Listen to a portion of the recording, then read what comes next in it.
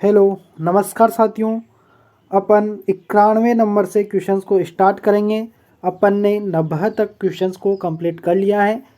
जो बच्चे पहली बार वीडियो देख रहे हैं उनको मैं बता देता हूँ कि यह जो सीरीज़ चल रही है 1000 प्लस क्वेश्चंस तक ही नहीं रहेगी, इससे भी आगे बढ़ेगी।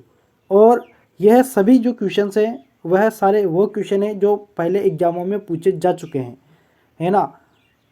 और क्वेश्चन रिपीट होने की बहुत संभावनाएं होती हैं। और जितना थ्योरी के क्वेश्चंस हैं घुमा फिरा कर वही क्वेश्चंस पूछे जाते हैं, है ना। तो आपको पुराने जितने भी एग्ज़ाम हुए हैं उनके क्वेश्चनों को पढ़ना बहुत ज़रूरी है। आपको शैली पता चलेगी कि किस तरीके के एग्ज़ाम में कौन से क्वेश्चंस किस टाइप से पूछे जाते हैं। तो इन क्वेश्चनों से आपको बहुत ज़्यादा फ़ायदा होगा, इसलिए आपको ये क्वेश्चंस ज़रूर देखनी चाहिए। मैं यह नहीं कहता कि आप मेरे से ही पढ़ो, लेकिन कहीं से भी पढ़ो, लेकिन आपको पुराने क्वेश्चनों का प्रैक्टिस ज़रूर करना चाहिए। उससे आपके क्वेश्चंस करने का अभ्यास बढ़ेगा, प्रैक्टिस बढ़ेगी और आप क्वेश्चनों को कैसे हैंडल कर पाओगे इसका आपको अनुभव मिलेगा। ठीक है, तो देखिए अपन 91 नंबर का क्वेश्चन आज स्टार्ट करते हैं, है ना। किसी भी तार में धारा का प्रवाह किस कारण से होता है। एक और बात मैं यह कह दूं कि यहाँ जो ये सीरीज़ है वह तो ऑब्जेक्टिव क्वेश्चंस वाली है, लेकिन अगर आपको टॉपिक वाइज थ्योरेटिकल पढ़ना है तो डिस्क्रिप्शन में लिंक दिया गया है, वहाँ पर आपको थ्योरेटिकल वाली टेक्निकल क्लास मिलेगी जिसमें आपको एक एक टॉपिक का अच्छे से ज्ञान मिलेगा। ठीक है, तो वहाँ भी आप उन वीडियो को देख सकते हैं। बिल्कुल फ्री हैं, अभी तक तो फ्री हैं, आगे भी फ्री रखेंगे। ये सीरीज़ तो बिल्कुल आपके लिए फ्री रखेंगे। ठीक है, देखिए किसी भी तार में धारा का प्रवाह किस कारण से होता है। कोई भी जो तार होता है उसमें धारा तो बहती है, अपन सभी को पता है, लेकिन किस कारण से होती है। तो कारण ये होता है कि उसमें इलेक्ट्रॉन गति करते हैं। क्या गति करते हैं? इलेक्ट्रॉन गति करते हैं, तभी जो धारा है वह बहती है। और एक बात यह है कि इलेक्ट्रॉन के जो धारा गति करती हैं वह विपरीत दिशा में गति करती हैं। इलेक्ट्रॉन जैसे कि माइनस से प्लस की ओर जाते हैं तो धारा प्लस से माइनस की ओर जाएगी, विपरीत दिशा में गति करेगी। इलेक्ट्रॉन को एक और नाम से जाना जाता है जो कि नेगेटिव चार्ज रखता है इलेक्ट्रॉन, इसलिए उसको ऋणात्मक कहते हैं। ऋणात्मक की गति होती है। तो यहाँ पर जो अपना बी ऑप्शन में जो ऋणात्मक दिया है, ऋणावेश दिया है, यही आपका कंप्लीटली सही आंसर रहेगा। प्रोटॉन की अगर बात करता तो अपन धनावेश को सही मानते, लेकिन यहाँ पर इलेक्ट्रॉन की बात आई है। कहाँ से आई है? तो वह बात यहाँ से आई है कि धारा प्रवाह कैसे करती हैं। तो धारा इलेक्ट्रॉन के कारण प्रवाह करती हैं। इलेक्ट्रॉन होता क्या है? तो ऋणावेश की गति के कारण। ऋणावेश यानी कि इलेक्ट्रॉन को ऋणावेश कहते हैं, इलेक्ट्रॉन पर ऋणावेश होता है। आप अच्छी प्रकार से समझ पाए होंगे। ठीक है, आगे नेक्स्ट क्वेश्चंस पर अपन बढ़ते हैं। हर एक क्वेश्चंस को अपन समझ के ही हल करेंगे। ऐसा नहीं है कि डायरेक्ट क्वेश्चन पढ़ा आंसर बता दिया, ऐसा नहीं करेंगे, है ना। क्वेश्चन को समझना बहुत ज़रूरी है। विद्युत धारा की इकाई क्या होती है? देखिए विद्युत धारा छोटी सी नॉर्मल सी बात है, लेकिन लगातार पूछा जाता है और हर एक एग्जाम में पूछा जाता है। तो आपको इस क्वेश्चन को तो गलती से भी गलत नहीं करना है एग्जाम में। ठीक है, विद्युत धारा की इकाई क्या होती है? तो विद्युत धारा की जो इकाई है वह एम्पियर होती है। सबको पता है, कोई दिक्कत यहाँ पर नहीं होनी चाहिए। आगे मैं इन ऑप्शन में भी आपको थोड़ा सा नज़र डलवा देता हूँ ताकि आपको कुछ इनसे संबंधित याद रहे। जैसे कि यहाँ पर एम्पियर घंटा दिया हुआ है, यानी कि ए और एच, एम्पियर हावर। तो देखिए ये जो होती है ना, बैटरी की रेटिंग होती है। बैटरी की रेटिंग किस में मापी जाती है? तो बैटरी की रेटिंग एम्पियर हावर में मापी जाती है। ठीक है, आई इंटू वी यहाँ पर लिखा हुआ है एम्पियर वोल्टेज। एम्पियर को अपन आई से लिखेंगे और वोल्टेज को वी से लिखेंगे, तो यह फॉर्मूला बनता है पी का। पी बराबर वी आई होता है। ठीक है, आगे बढ़ते हैं। क्वेश्चन है अपना जो कि अगला क्वेश्चन,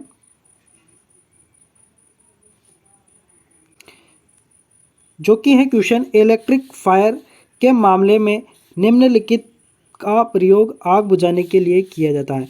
इलेक्ट्रिक फायर का शब्द यह होता है वैद्युतिक आग। वैद्युतिक आग होती है जो कि विद्युत से जो आग लगती है वह होता है। तो वैद्युतिक आग को बुझाने के लिए किया जाता है, यानी कि किसका प्रयोग किया जाता है? तो वैद्युतिक आग को बुझाने के लिए पानी का प्रयोग तो बिल्कुल भी नहीं करेंगे। सूखा बालू का कर सकते हैं। कार्बन पाउडर, तो कार्बन पाउडर का प्रयोग नहीं किया जाता। इस तरीके का कोई भी अग्निशामक नहीं होता। सूखा बालू जरूर आपका कंप्लीटली यहाँ पर सही आंसर हो जाएगा। क्वेश्चन है अपना 94 जो कि है निम्नलिखित में से किस प्रकार की आग बुझाने के लिए पानी का उपयोग कभी नहीं किया जाना चाहिए?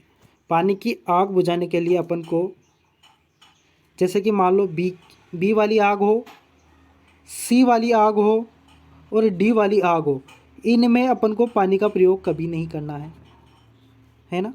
ए वाली को बुझा सकते हो लेकिन बी सी और डी को नहीं बुझाना चाहिए। तो कभी नहीं बुझाना चाहिए, तो बी सी और डी किस ऑप्शन में है? तो देखिए जिसमें ए है वो तो बुझाना चाहिए। तो देखिए इसमें ए है तो ये तो होगा नहीं, इसमें भी ए दिया हुआ है तो ये भी नहीं होगा, इसमें ए दिया है तो इसमें भी नहीं होगा। बचा क्या अपना सी कंप्लीटली सही आंसर। क्वेश्चन को समझना कि कौन सी आग नहीं बुझाने के लिए प्रयोग किया जाता है। तो देखिए बी और डी की आग को बुझाने के लिए प्रयोग नहीं किया जाता, और अगर किया जाता है वो बोलता तो अपन ए सही रहते, लेकिन ए बी क्या होगा, यहाँ पर भी बी दिया है तो ये नहीं बुझाना चाहिए, ये नहीं बुझाना चाहिए, ये नहीं बुझाना चाहिए। तो अपना यहाँ पर सी ऑप्शन कंप्लीटली सही आंसर हो जाएगा। ठीक है, अगला क्वेश्चन, विद्युत से उत्पन्न आग के कारण इनमें से कौन से अग्निशामक प्रयोग नहीं किए जाने चाहिए? आग के बारे में और अग्निशामक के बारे में मैंने पूरा कॉन्सेप्ट क्लियर कर रखा है, थ्योरेटिकल क्लास है ना। तो आप डिस्क्रिप्शन में जाकर वहाँ पर आप टेक्निकल क्लास से संबंधित प्लेलिस्ट है उस पर क्लिक करना। वहाँ पर आपको कुछ वीडियो मिलेंगे, उन वीडियो में आपको मिलेगा 9वें नंबर का जो कि आग या अग्निशामक यंत्र से संबंधित चैप्टर है, उसको देखना। 15 से 20 मिनट का वीडियो है जिसमें आपका पूरा कंप्लीट हो जाएगा। ठीक है, विद्युत से उत्पन्न आग के कारण इनमें से कौन से अग्निशामक का प्रयोग नहीं किया जाना चाहिए?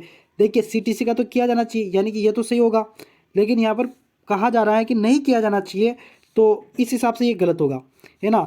ये तो नहीं किया जाना चाहिए। जाग प्रकार का ये किया जा सकता है, नहीं किया जाना चाहिए, तो यह जाग वाला नहीं किया जाना चाहिए विद्युत की आग को बुझाने के लिए, क्योंकि जाग वाला क्या होता है, नमी प्रकार का। तो यहाँ पर बी ऑप्शन में कंप्लीट सही आंसर करूंगा। रेत वर्ण प्रकार का इससे बुझ सकती है, कार्बन डाइऑक्साइड इससे बुझ सकती है। अब देखिए अगर यहाँ पर नहीं होता,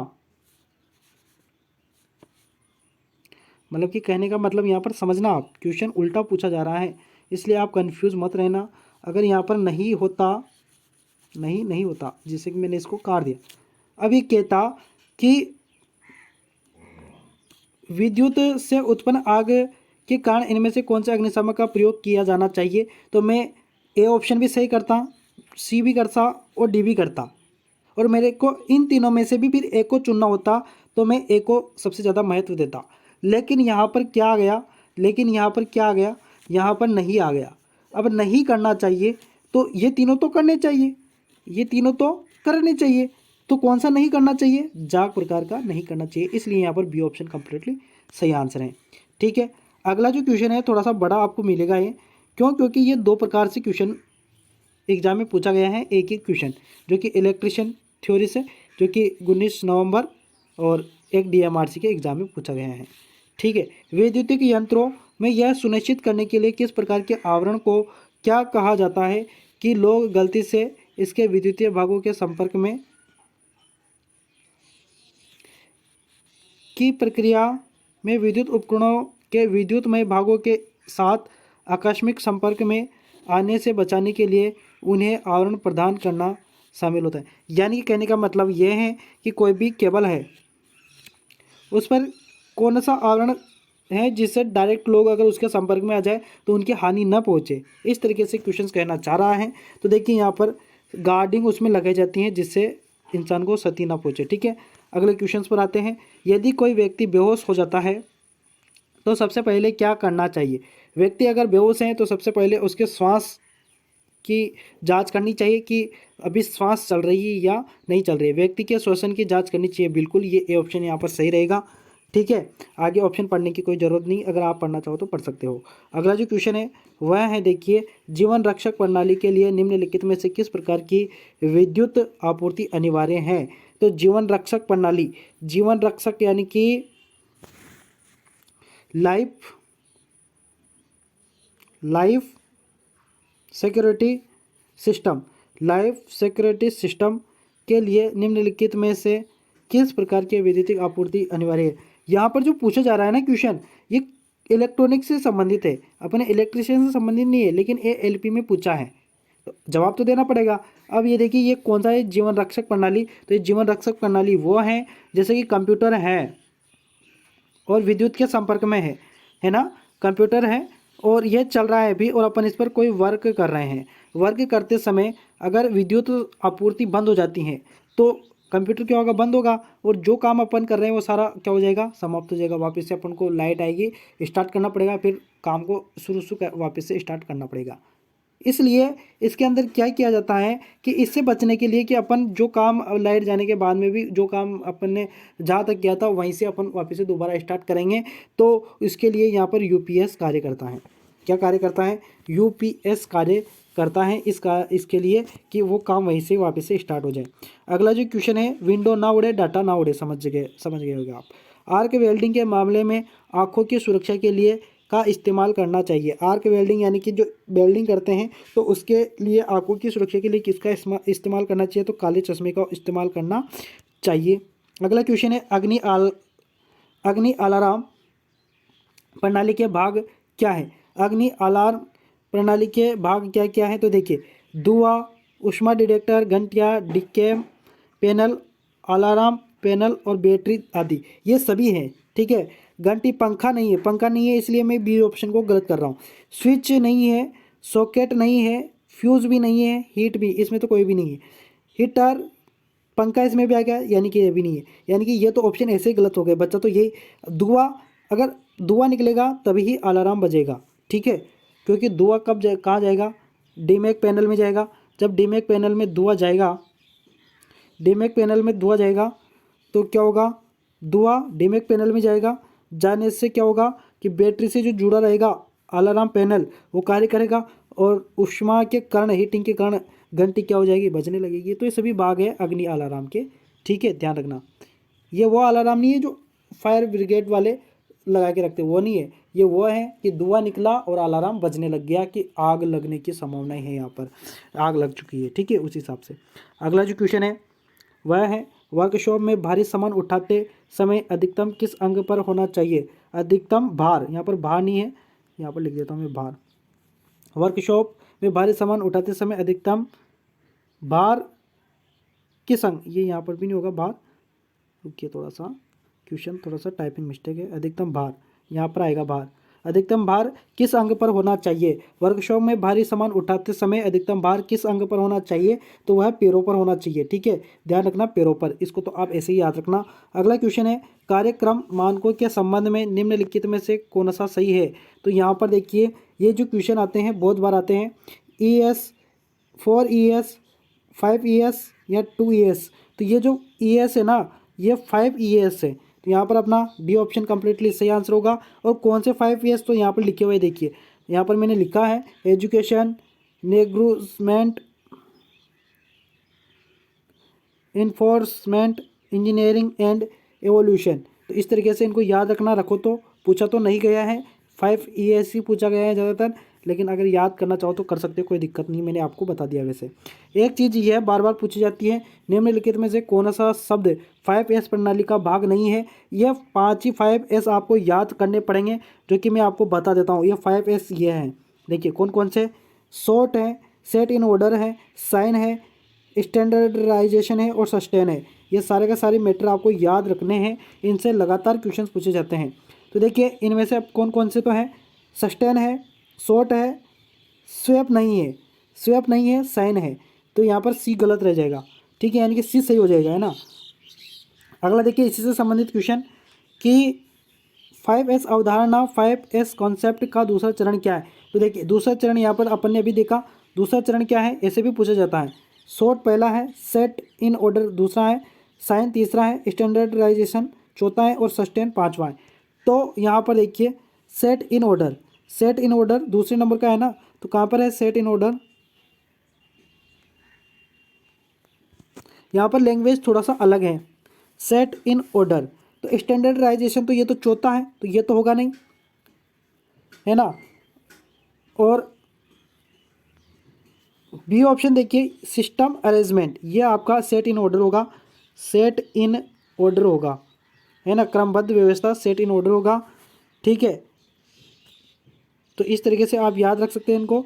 अगला क्वेश्चन देखिए, आखिरी क्वेश्चन, 5S में प्रयुक्त होने वाला सिस्टम है, तो उत्पादन कार्यों में, सुरक्षा कार्यों में, हाउस कीपिंग संबंधित कार्यों में, इलेक्ट्रिक वैद्युतिक उत्पादन में। तो यहाँ पर आपका सी ऑप्शन कंप्लीटली सही आंसर होगा, हाउस कीपिंग संबंधित कार्यों में। ठीक है, तो आज की क्लास को अपन यहीं पर ही विराम देंगे। नेक्स्ट क्लास में अपन और अधिक क्वेश्चनों के साथ हाजिर होंगे। ठीक है, मिलेंगे नेक्स्ट वीडियो में, तब तक के लिए धन्यवाद, शुक्रिया।